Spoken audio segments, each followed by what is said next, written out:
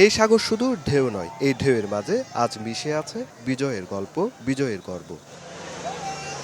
মহান বিজয় দিবসে কক্সবাজার সমুদ্র সৈকত যেন পরিণত হয়েছে উৎসবের এক বিশাল প্রান্তরে। লাল সবুজের রঙে রাঙা মানুষ, হাতে পতাকা, বিজয়কে ছুঁয়ে দেখার এক অন্যরকম অনুভূতি। পরিবারের হাসি, শিশুদের আনন্দ, আর ক্যামেরার ক্লিকে বন্দী হচ্ছে বিজয়ের মুহূর্তগুলো। আমাদের কাছে অনেক আনন্দের মনে হচ্ছে যে আমরা বিজয় দিবসে কক্সবাজার আসতে পারছি। আশা করি আইন শৃঙ্খলা যেন সুষ্ঠুভাবে পরিচালিত হয়, আমরা ভবিষ্যতে যেন আরো সুন্দরভাবে বিজয় উদযাপন করতে পারি। পর্যটকের ভিড়ে চাঙ্গা ৫ শতাধিক হোটেল, মোটেল, রিসোর্ট ও রেস্তোরাঁ ব্যবসা। ব্যস্ততার শেষ নেই সৈকত পাড়ে শামুক ঝিনুক, জেটস্কি বা বার্মিজ পণ্যের দোকানিদের। খুব খুশি লাগতেছে, ঈদের মতো খুশি লাগতেছে লোকজন দেখে। মহানজকন চলে আসছে, প্রচুর পর্যটক, এবং আমরা আলহামদুলিল্লাহ ভালো ব্যবসা করতেছি। আজকে 16 ডিসেম্বর, কালকের থেকে বুকিং আরও বাড়তেছে।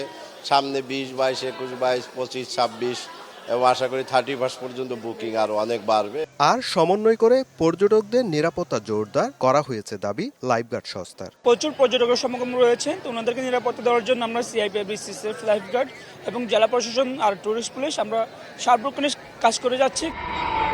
মহান বিজয় দিবস উপলক্ষে সৈকতের আকাশে বিমান বাহিনীর উদ্যোগে দেখানো হয় মনোমুগ্ধকর ফ্লাই ফাস্ট।